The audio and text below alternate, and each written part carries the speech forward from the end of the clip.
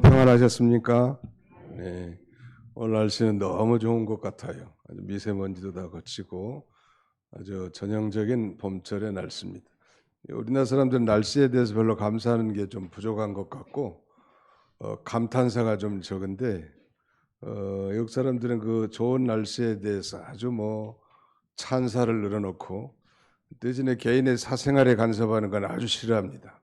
일반적인 일들.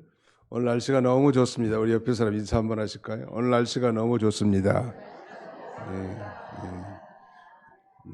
What a beautiful today. 오늘 너무 아름다운 날씨입니다. 예, 날씨를 주신 것에 대해서 감사하고 전에 저희가 어렸을 때 제가 60대 중반이니까 어렸을 때는 이렇게 미세먼지가 많은 기억이 별로 없었던 것 같고 모든 날이 청명한 날씨 같았는데 요새는 이렇게 좋은 날씨만 접해도 감사가 되고 또 우리 스마트폰에 보면 미세먼지, 초미세먼지 농도가 나오잖아요. 오늘은 그냥 하늘색이 전부 다. 너무 참 좋은 날씨. 이 좋은 날씨에 거룩한 주일에 예배에 참여하신 여러분들의 심령에도 이렇게 하나님의 은혜와 축복이 가득하시기를 주님의 이름으로 축원합니다. 오늘 사도행전 9장 32절로 43절을 본문으로 두 표적과 베드로의 전도, Two Signs and Peter's Evangelism 이런 제목으로 하나님 말씀을 선포하고 함께 은혜 받고자 합니다. 사도 베드로가 예루살렘뿐만 아니라 지금 이 예루살렘의 그 믿음으로 말미암은 핍박으로 흩어진 팔레스타인 서부 지역 유대인들을 찾아서 지금 복음을 전하고 있습니다. 그의 전도 여정 가운데 많은 기적, 즉 표적과 이적들이 나타났지만 오늘 본문에는 대표적으로 두 가지 기적만을 언급하고 있습니다. 소위 사도적 표징이라는 말이 있거든요. Apostolic Signs라고 하는데 이 사도 시대에는 특별히 이 표적과 이적들이 많이 나타났고 당시는 이제 성경이 완성되기 전이고 구약 성경만 있었겠죠. 그래서 이런 특별한 이 표적과 이적 그리고 기사를 통하여 이 많은 사람들을 하나님께로 인도하고 하나님 나라 건설에 이바지하게 하신 것입니다. 하나님께서는 사도시대 이후에도 이와 같은 표적들을 그야말로 똑같이 풍성하게 주시지 않은 것은 오늘날은 이제 소위 표준 계시의 종결성을 믿는 우리 그리스도인들이 하나님의 말씀으로도 말씀과 기도로도 충분히 우리가 신앙생활할 수 있고 그 능력을 나타낼 수 있기 때문인 것입니다.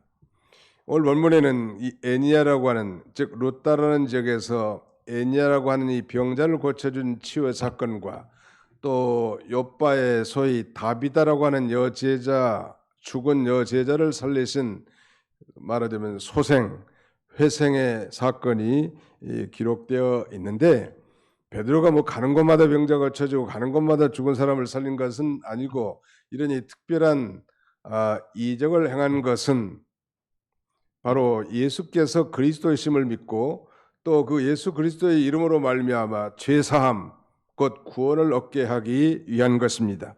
오늘 그 첫 번째 바로 루다의 표적인데 우리 32절로 35절을 같이 한번 뜻을 생각하면서 통독하도록 하겠습니다. 시작. 그때 베드로가 사방으로 두루 다니다가 루다에 사는 성도들에게도 내려갔더니 거기서 에니야라는 사람을 만나매 그는 중풍병으로 침상 위에 누운 지 8회라. 베드로가 이르되 에니야야 예수 그리스도께서 너를 낫게 하시니 일어나 내 자리를 정돈하라 한데 곧 일어나니 루다와 사론에 사는 사람들이 다 그를 보고 죽게로 돌아오니라. 루다라고 하는 이 지역은 이 팔레스틴 중앙 고지에 있는 촌락인데 말하자면 예루살렘으로부터는 한 35km 떨어져 있고 또 거기서부터 저 지중해 해안까지 한 17km 떨어져 있으니까 말하자면 지중해 해안에서는 한 17km 정도 떨어져 있는 그런 위치에 있습니다. 거기 32절에 보니까 그때 베드로가 사방으로 두루 다니다가 루다에 사는 성도들에게도 내려갔더니 사도행전을 크게 세 부분으로 나눌 수 있는데 1장부터 7장까지, 그리고 8장부터 12장, 그리고 마지막 이 13장부터 28장까지 이렇게 나눌 수 있습니다. 사도행전의 가장 중요한 요절을 하나 꼽으라면 사도행전 1장 8절을 들 수 있죠. 오직 성령이 너희에게 임하시면 너희가 권능을 받고 예루살렘과 온 유대와 사마리아와 땅끝까지 이르러 내 증인이 되리라 하시니라. 예루살렘과, 이게 바로 사도행전 1장부터 7장까지 예루살렘 전도에 대한 거, 그 다음에 온 유대와 사마리아 8장부터 12장까지, 그리고 땅끝까지 13장부터 28장까지 이렇게 구성되어 있습니다. 예루살렘에 큰 박해가 있은 다음에 베드로가 예루살렘뿐만 아니라 이제 사방으로 두루 다니면서 소위 순회 전도를 하는 거예요.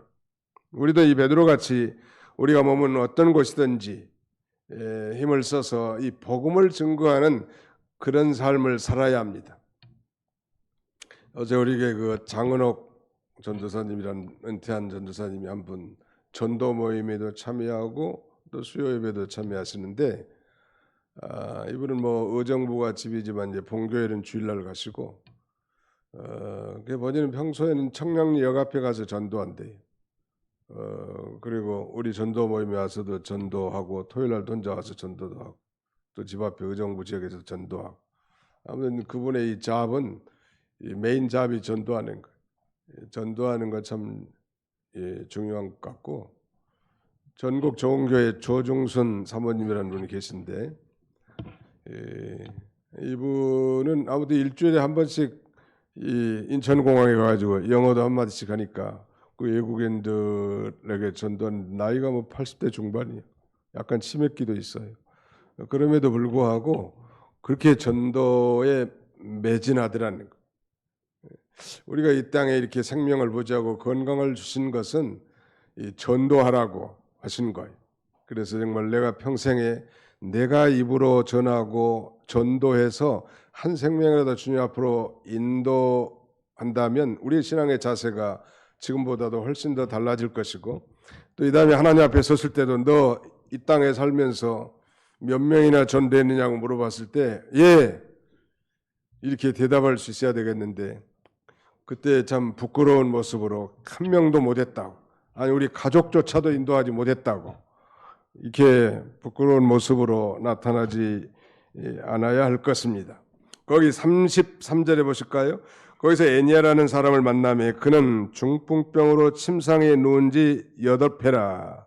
베드로가 이르되 애니아야, 예수 그리스도께서 너를 낫게 하시니 일어나 내 자리를 정돈하라 한데 곧 일어나니 루다와 사론에 사는 사람들이 다 그를 보고 죽게로 돌아오니라. 베드로가 루다에 내려가 보니까 애니아라는 사람이 있는데, 남자죠. 그는 한 것 보니까 그는 무려 이 침상에 누워있기가 8년째라는 거예요. 이 8년 동안 침상에 누워서 참 고통 중에 지내는 사람을 만나게 됩니다. 그는 성령이 충만해서 베드로는 애니아야, 예수 그리스도께서 너를 낫게 하시니 일어나 내 자리를 정돈하라. 이 바른 성경에 보면 애니아야, 예수 그리스도께서 너를 고치신다. 일어나 너의 자리를 정돈하라. 이렇게 번역하고 있습니다. 그때 이 애니아가 즉각적으로 일어난 거예요. 마치 예수님께서 이 가버나움에서 가르칠 때에 4명의 친구들이 한 중풍병자를 들것에 들고 와서 예수님 앞에 접근하려고 하는데 너무 사람들이 많아가지고 옹신할 수가 없어서 지붕에 올라가가지고 지붕을 뜯고 내려서 치유를 받는데, 그때 예수님께서 그 중풍병자를 향해서 그 4명의 믿음을 보시고 그 중풍병자를 향해서 소자야, 작은 자야, 내 죄 사함을 받았느니라 하면서 소위 사죄 은총을 선포합니다. 사실 이 죄를 용서해 준 권한은 하나님밖에 없기 때문에 그 주변에 있는 많은 사람들이 생각하기를 그야말로 이 자는 참남한 자구나, 이렇게 비아냥거리는 거죠. 그러나 예수님께서는 이 땅에서 바로 죄를 사하는 권세가 있음을 알게 하려는 것이죠. 그 다음에 이제 그 중풍병자를 향해서 너 일어나 내 상을 가지고 집으로 가라 이렇게 말씀을 하셨고 그 침상을 가지고 모든 사람 앞에서 걸어 나갑니다. 그러니까 이 중풍병을 고쳐주는 것보다 더 중요한 것은 죄 사함을 받는 것입니다. 사랑하는 성도 여러분, 우리 모든 인생들의 가장 이 근본적인 불행과 비참함에 처지는 바로 이 죄의 문제입니다. 우리가 죄를 많이 지어서 죄인도 아니고 죄를 적게 지어서 의인도 아닙니다. 우리는 태어날 때부터 이 정죄와 유전죄로 말미암아 죄인으로 출생하고 그 죄값으로 말미암아 저 영원한 지옥에 떨어질 영원히 죽은 상태로 태어난 비참한 존재들입니다. 그러므로 소자야 내 죄사함을 받았느니라 하는 것은 그 중풍병을 고쳐준 것보다 훨씬 더 차원 높은 말하자면 이 사유하심의 은총이라고 할 수 있습니다. 여러분 이 중풍병으로 1년도 아니고 2년도 아니고 8년씩이나 침상에 누워 있는 그 가정을 한번 상상해 보십시오. 뭐 긴 병에 효자 없다는 말도 있는데 이 중풍병자들의 특징을 제가 연구를 해봤는데 아무것도 못해. 근데 잘하는 게 두 가지가 있는데 말을 잘하고 그 다음에는 잘 먹는 거, 본능적으로 먹어요. 움직이지도 못하고 걷지도 못하고 일도 못하고 자기 얼굴도 씻지도 잘 못하는데 잘 먹고 말은 잘해. 아마 여기 우리 영적인 중풍병자들이 여기도 있을 수 있어요. 어제가 4월 20일 국가가 지정한 장애인의 날입니다. 그야말로 사회의 그늘진 약자들을 위해서 장애를 가진 가정들 또 장애자들을 위로하고 보듬기 위해서 정한 날인데 우리 그리스도인들은 항상 이 가난하고 병든 자들, 힘들고 어려운 자들을 돕는데 앞장서야 합니다. 그 누구보다도 2021년 기준 우리 한국 장애인의 비율은 전체 인구의 약 5%, 약 264만 명이라는데 그 중에서 이 90% 이상은 다 후천적 장애자라는 거예요. 그런 면에서 오늘 우리 멀쩡한 사람들도 다 잠재적 장애자라고 말할 수 있는 거죠. 우리 주님이 이 땅에 오셔서 가난한 자들에게 복음을 증거하시고 소외된 자, 병든 자, 소경, 절름발이 그 다음에는 문둥병자들 이런 자들을 치유하시고 고쳐주셨단 말. 그러나 육체적인 장애보다도 훨씬 더 근원적이고 심각한 장애는 바로 영적인 장애입니다. 그러므로 베드로의 치유 사역은 병 고치는 것이 주 목적이 아니고 그 병 고치는 치유의 사역과 죽은 자를 살려내는 이 소생의 이 기적을 통하여 바로 우리 하나님께서는 우리를 구원하기 위해서 영적인 질병에서 치료해 주시고 또 영적인 사망자, 영적으로 죽은 자를 살려주시는 이 구세주이신 것을 증거하기 위한 것입니다. 거기 35절에 보면 룻다와 사론에 사는 사람들이 다 그를 보고 주께로 돌아오니라. 주께로 돌아왔다는 것은 기독교인으로 개종했다는 의미고 에니아라는 8년 된 정말 불치의 병을 이 사도 베드로를 통하여 치유하는 그 놀라운 사건을 보고 과연 하나님이 계시구나. 이 기독교가 참 종교구나. 원불교라는 게 한국 자생 종교 중에 하나인데 이 뭐 박중생인지 아무튼 뭐 인양반이 지금부터 한 100년 전에 전라북도 익산에서 이렇게 원불교를 만들었다는. 그리고 자신이 소위 진리를 깨달은 날을 아주 크게 생각하면서 뭐 대각교절이라는 그런 명칭을 붙였는데 내가 볼 때는 잘못 깨달은 것 같아. 예수님을 만나는 게 진정으로 바로 깨달은 거예요. 예수님이 우리의 구세주라는 사실을 깨달은 게 그야말로 대각절이에요. 크게 깨달은 날이 이 행복한 날의 시작이라고 할 수 있지 않겠습니까? 룻다와 사론에 사는 사람들이 다 그를 보고 주께 돌아오니라. 말씀드린 대로 룻다는 예루살렘과 요파 항구의 중간 위치에 있는데 그 주변에 아마 길게 한 80km가 뻗쳐 있는 평화가 있는데 그 평화가 바로 샤론의 평화입니다. 거지게 사는 많은 사람들이 주님 앞으로 돌아오게 된 거예요. 그 다음에 두 번째 표적은 욥바의 표적인데 36절에 보시면 욥바에 다비다라는 여제자가 있으니 그 이름을 번역하면 도르가라.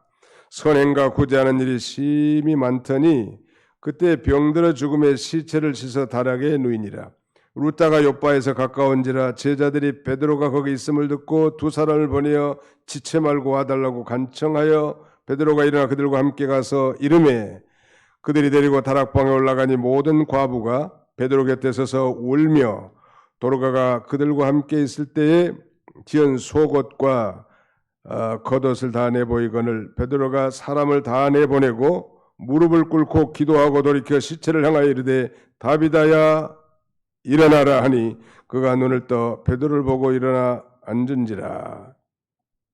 죽은 자를 살리는 표적이 이 복음서에는 예수님께서 죽은 사람을 살려내신 이 세 개의 기사가 기록되어 있습니다.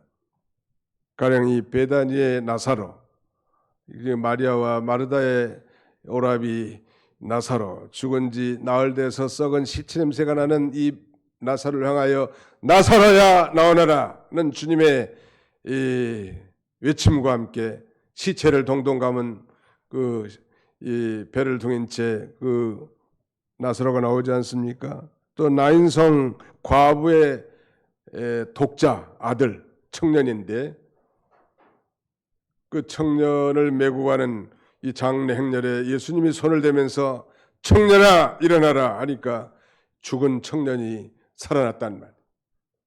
여러분 이 과부에게 과부라는 건 남편이 없는 존재 아니요? 그것도 독자 하나 의지하면서 사는데 그 젊은 청년이 죽었는데 그 어미의 가슴이 얼마나 찢어질 듯 하겠냐는 말. 주님이 그 청년을 살려주셨습니다. 뿐만 아니라 해당장 야이로의 딸 살려줬어요. 이런 이 세 개의 기사가 나와 있습니다. 그렇다고 예수님이 가는 곳마다 죽은 자를 다 살린 거 아니고 가는 곳마다 병든 자를 다 고쳐준 게 아닙니다. 이 놀라운 이 말하자면 치유의 기록과 그 다음에 소생의 기적의 기록은 바로 예수께서 하나님의 아들 그리스도이심을 믿게 하고 또 그를 믿음으로 말미암아 제3 곧 구원을 얻게 하기 위한 표적이란 이게 표적을 위한 표적주의를 성경은 가르치는 것이 아니고 그 표적을 통하여 예수님이 하나님의 아들 그리스도이시고 예수님을 믿음으로 생명을 얻는 이 놀라운 진리를 깨닫도록 이 표적을 기록해 놓은 것입니다. 그런데 놀라운 사실은 이 다비다라고 하는 여자, 히브리 말, 아람 말로는 다비다지만 헬라 말로는 도르가인데 욥바에 다비다라고 하는 여제자가 있으니 그 이름을 번역하면 도르가라. 여제자라고 한 것 보니까 성도가 분명하고 또 성도 가운데서 아주 신실한 믿음의 여인이 아닌가 싶습니다.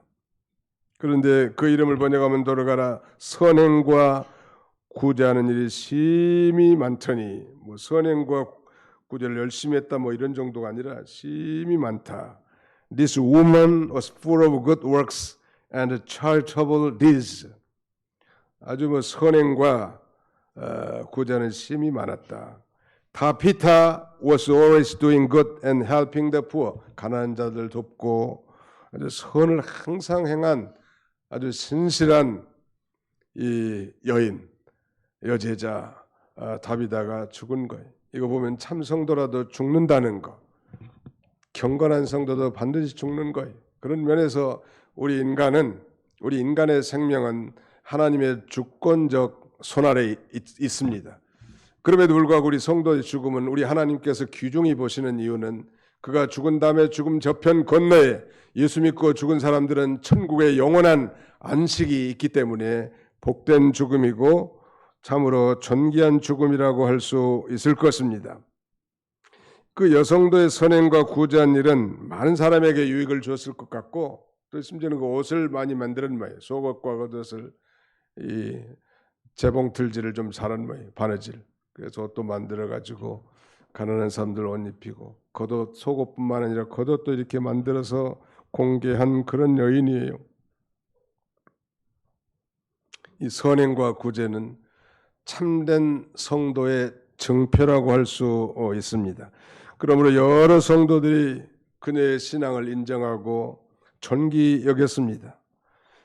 우리 가운데도 성실하게 구제하고 특별히 물질적으로 다른 사람들을 잘 돕는 은사를 받은 자들이 있습니다. 이런 은사의 소유자들은 그 영혼이 주님 안에서 참된 안식을 누리고 또 그를 하나님께로 인도하는 그야말로 이 선행, 그들의 영혼을 구원하기 위한 이 선행에 힘쓰는 자들인데, 우리가 기억할 것은 이 성경이 이 66권 성경 전체의 요지는 딱 두 가지. 첫째는 예수 그리스도를 믿고 구원을 받으라는 거예요. 구약 성경도 마찬가지고 신약 성경도 마찬가지. 구약 성경은 장차 오실 예수 그리스도를 믿고 구원을 받으라는 거예요. 신약 성경에는 이미 오신 예수 그리스도를 자신의 구주와 주님으로 영접하고 구원을 얻으라는 것입니다. 다른 하나는 이제 서로 사랑하며 선을 베풀라는 것입니다. 하나님을 사랑하고 이웃을 사랑하는 것이 성경의 강령입니다. 예수를 통해서 구원받은 성도라면 그 위대한 구원의 감격 속에서 하나님의 사랑을 깨닫고 이제 다른 사람들에게 선행을 행하고 사랑을 실천하는 것이 성경의 가르침입니다. 그런데 이걸 몸소 실천했더니 다비다가 죽었단 말이에요. 37절 보실까요?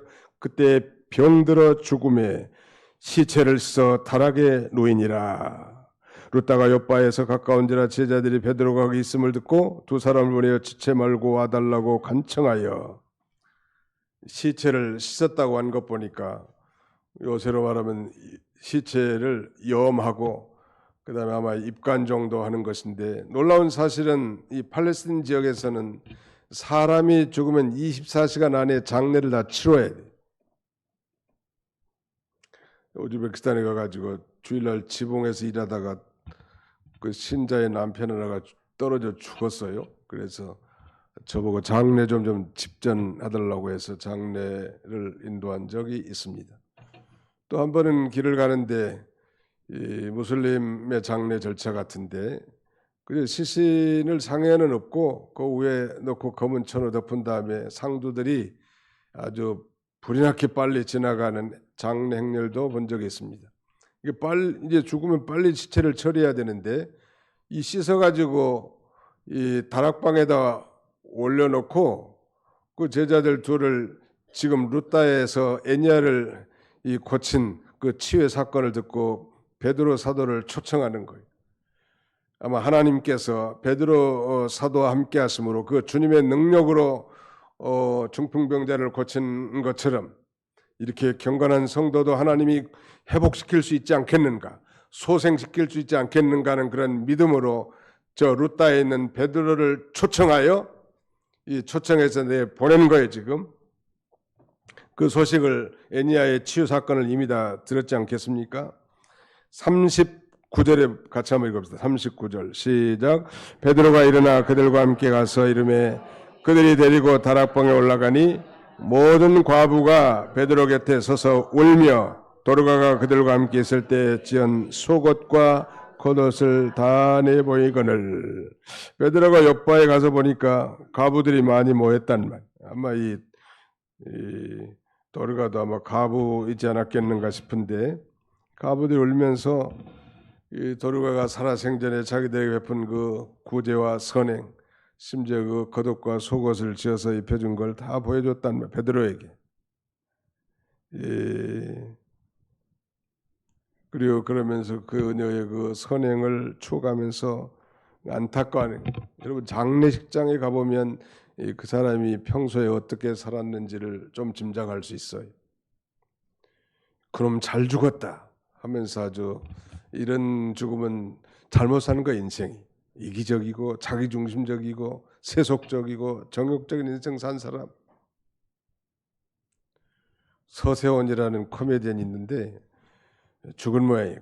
캄보디아 가가지고 안타까워하는 사람 내가 한 사람도 못 봤네. 그놈 잘 죽었다. 조강지처를 벌이고 폭력을 휘두르면서 젊은 여인을 취해가지고 돈 많이 벌려고 나갔다는데, 그런 죽음이면 안 될 것 같아. 제가 목회를 30여 년 하면서 장례를 많이 인도해 봤습니다만 누가 죽었으니까 우리 다 같이 가서 위로하고 예배하고 부조하고 참여합시다. 그래도 안 가는 인간은 끝까지 안 가. 근데 정말 교회 안에서 헌신하고 희생하고 충성하고 봉사한 사람이 죽으면 가자고 말 안 해도 백사제지하고 다 장례장에 가는 거예요. 그 장례장에 얘기되면 참 믿음으로 살았다고, 가난한 사람들, 약한 사람들, 병든 사람들을 정말 도우면서 살았다고 그렇게 안타까워하면서 추억하는 일들을 여러분들도 아마 들으셨을 거예요.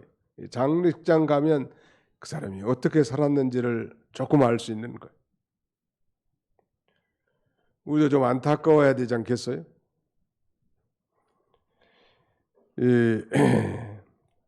다비다의 죽음은 가부들과 고아들에게 있어서 그야말로 은인을 잃은 슬픔의 현장이었을 것입니다. 의지할 데 없는 가련한 자들의 소원으로 보아서 그는 좀 더 살아야 할 그런 처지에 있는데 죽었단 말이에요. 사랑하는 성도 여러분, 우리가 죽으면 이 세상에서는 아무것도 가져갈 수 없죠. 우리가 죽으면 우리가 이 땅에서 믿음으로 행한 것, 즉 믿는 일 한 것만 가지고 하나님 앞에 갑니다. 그러니까 우리가 이 땅에서 정말 지혜로운 삶을 살기를 원한다면 우리가 죽음과 함께 없어져 버릴 그런 이 찰나적인 그런 인생이 아니라 죽음 이후에도 영원한 칭찬과 상급에 참여하는 그런 신자가 지혜로운 신자가 아닐까요? 죽은 다음에 영원한 세계가 있단 말이에요. 안 믿는 사람은 죽으면 끝난 걸로 착각하지만 죽음은 새로운 시작이고, 안 믿는 사람은 정말 그들의 불신앙으로 말미암아 하나님과 영원히 단절되는 지옥 심판이 그들을 기다리고 있기 때문에 이 땅에서 비록 공정하고 공변된 판단을 받지 않고 정말 호의호식하며 형통하게 사는 것 같지만 그들의 죽음과 함께 그들은 엄미하신 하나님의 심판이 있다는 사실을 우리는 기억해야 합니다. 오늘 이 다비다, 선행과 구제로 일생을 살아온 여인, 불쌍한 이 여인이 죽은 걸 많은 사람들이 안타까워하면서 정말 하나님이 이 친구는 좀 더 살려줘야 될 텐데 하는 그런 안타까운 마음으로 바로 장례를 치러야 되는데 시체를 씻어 옥탑방에다가 이렇게 안치해놓고 베드로 사도를 지금 청하는 거예요. 40절로 41절을 같이 한번 읽어봅시다. 40절로 41절 시작. 베드로가 사람을 다 내보내고 무릎을 꿇고 기도하고 돌이켜 시체를 향하여 이르되 다비다야 일어나라 하니 그가 눈을 떠 베드로를 보고 일어나 앉는지라. 베드로가 손을 내밀어 일으키고 성도들과 가부들을 불러들여 그가 살아난 것을 보이니. 이 베드로가 이제 그 옥탑방에 사람들 다 내보냅니다. 그리고 본인은 무릎을 꿇고 하나님 앞에 간절히 기도합니다. 왜 사람들 다 내보냈을까요? 그것은 그가 그 기도에 방해를 받지 않고 오직 그의 낯을 여호와 하나님께로만 향하고 하나님의 능력을 힘입어 이 사역을 감당하기 위한 것입니다. 우리는 이 베드로의 이 기도의 자세를 통해서 우리 그리스도인들이 그렇다면 이 땅에서 어떤 자세, 우리 기도의 자세가 어떠해야 되는지를 알 수 있습니다. 은밀한 곳에 계신 우리 주님을 만나기 위하여 분주하고 정말 산심된 마음을 정돈하고 오직 여호와 하나님 앞에 간절히 기도하는 것, 그것이 곧 능력과 지혜를 덧입는 첩경이라고 할 수 있겠습니다.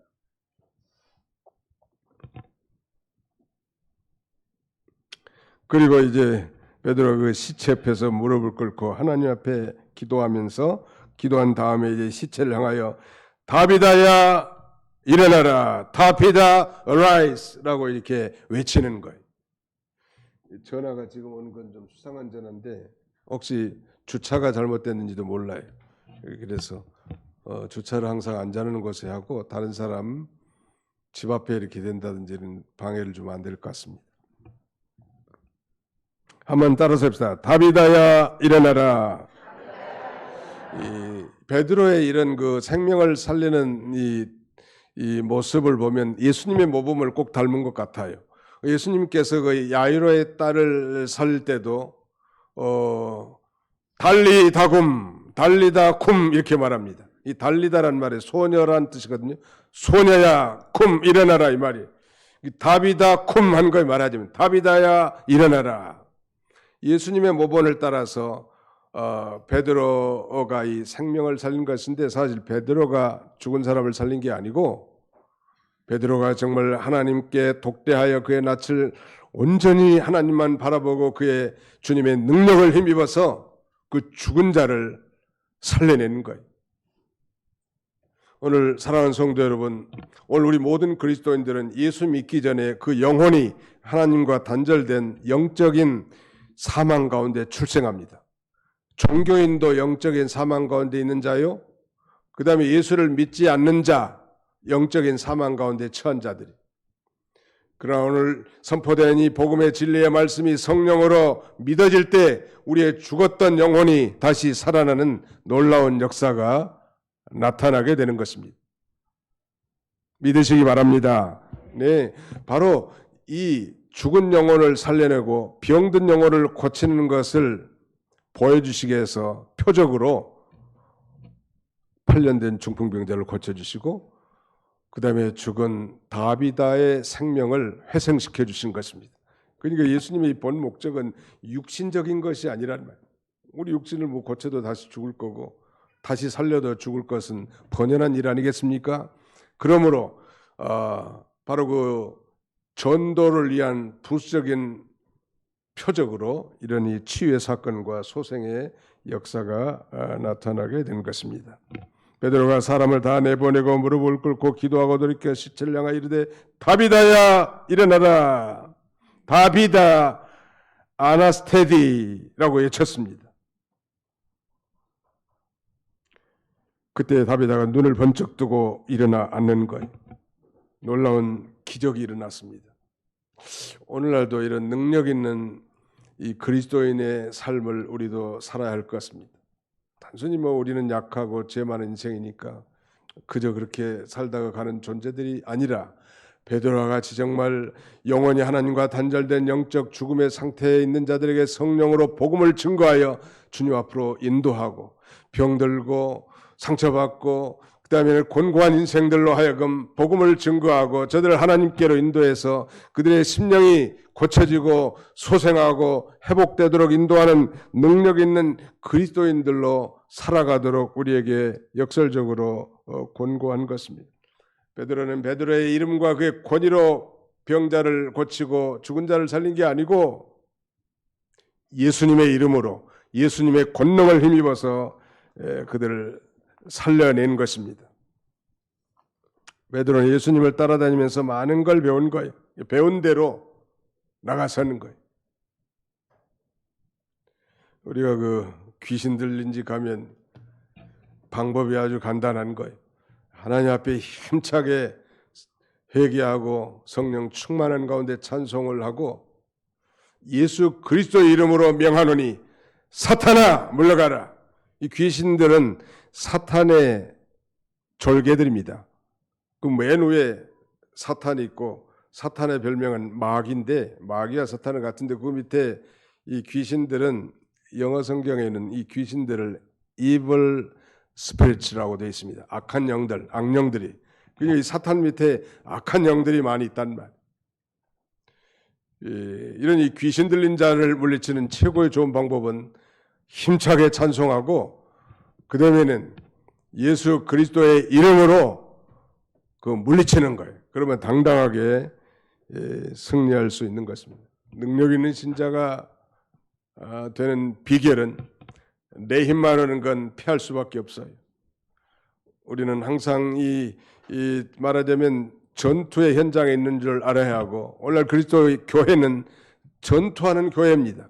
뭐 싸울 생각도 안 하는 사람은 벌써 패전할 수밖에 없는 거고 내가 지휘관이 되어 내가 싸우려고 하면 백패할 수밖에 없지만 내 안에 내주에 계신 예수님의 영, 성령을 힘입어 하나님의 능력으로 우리가 나갈 때 이런 생명이 살아나고 병든 자리 치유받고 그 다음에 영적인 내적 투쟁에서도 승리하는 권능 있는 삶을 우리가 살아갈 수 있는 것입니다. 바라기는 우리 모든 교우들이 이런 이 능력 있는 삶을 살기를 축원합니다. 자, 결론입니다. 바로 오늘 이 룻다의 표적과 욥바의 이 표적을 통해서 우리가 배울 수 있는 것은 이런 이 표적을 통해서 하나님께서 원하는 것이 무엇인지 성경을 잠깐 보십시오. 35절에 룻다와 사론에 있는 사람들이 다 그를 보고 주께로 돌아오니라. 42절에도 온 욥바 사람이 알고 많은 사람이 주를 믿더라. 목적이 바로 그거예요. 하나님 나라 건설을 위해서 이런 놀라운 표적이 일어나고 기적을 하나님께서 허락하신 것입니다. 유대인들은 표적을 구하고 헬라인들은 지혜를 구한다고 했는데 이건 그 표적주의가 돼서는 안 된다는 말. 우리는 십자가에 못 박힌 그리스도를 전하니 유대인에게는 거리낀 것이요 헬라인에게는 미련한 것이로되 오직 부르심을 입은 자들에게는 유대인에게나 헬라에게나 그리스도는 하나님의 능력이요 하나님의 지혜니라. 교회에서 십자가의 도를 전하는 것이 대단히 미련하게 보이고 어리석게 보인다 할지라도 생명을 권하는 하나님의 진정한 표적은 바로 십자가란 말. 2000년 전에 갈보리 언덕이 높이 세워진 그 십자가를 통하여 죄와 사망 가운데 처한 백성들을 구원하는 놀라운 역사가 나타나기 때문에 예수님께서는 바로 이 요나의 표적밖에 보일 표적이 없다고 가르치는 거예요. 예수님에 대한 이 고의적인 불신앙을 고집하던 서기관과 바리새인 중 몇 사람이 어느 날 예수님을 찾아옵니다. 그리고 이렇게 묻습니다. 선생님, 우리에게 표적을 보여주시기를 원합니다. 그러니까 예수님은 그때까지 사실 많은 표적을 행해왔지만 예수님의 이 진정한 표적을 행하신 목적은 사실 표적 자체가 아니라 천국 복음을 전파하는 것이었는데 그래서 그들의 이 아주 약사빠른 그런 심중을 갈파하시고 이렇게 말합니다. 악하고 음란한 세대가 표적을 구하나 선지자 요나의 표적밖에는 보일 표적이 없느니라 라고 말합니다. 요나가 하나님을 불순종했다가 큰 물고기 뱃속에 들어가서 3일 3야를 머물다가 저 니네 강변에 토해서 그 사역을 감당한 것처럼 예수님이 인류의 죄를 대속하시기 위하여 십자가에 죽으시고 3일만 하듯이 부활하심으로 그 십자가의 죽으심과 부활을 정녕 믿는 자가 구원과 영원한 생명을 얻게 했단 말. 이것이 진정한 표적이고 우리 일생의 최고 최대의 표적이며 그 예수 그리스도를 자신의 구주로 받아들인 자에게 참된 행복이 시작되는 것입니다. 사랑하는 성도 여러분, 룻다와 욥바의 표적을 통하여 우리는 그 예수 그리스도의 십자가의 표적을 통하여 구원받은 하나님의 자녀로서 이제 다비다와 같이 하나님 은혜에 감사해서 가난하고 소외된 사람들, 병든 사람들, 연약한 사람들 돌아볼 수 있는 그런 이 긍휼지심, 동정심을 갖는 그런 삶을 살아야 될 뿐만 아니라 무능한 자로서 날마다 다람쥐 쳇바퀴 도는 것처럼 안타까운 그런 인생이 아니라 이제 주님께로부터 능력을 받아 실패하는 그리스도인이 아니라 승리하는 그리스도인으로서 이 땅에 빛과 소금의 역할을 감당함으로 우리 하나님 앞에 영광을 돌리는 그런 저와 여러분들이 다 되시기를 주님의 이름으로 축원합니다. 기도하겠습니다. 기도합시다.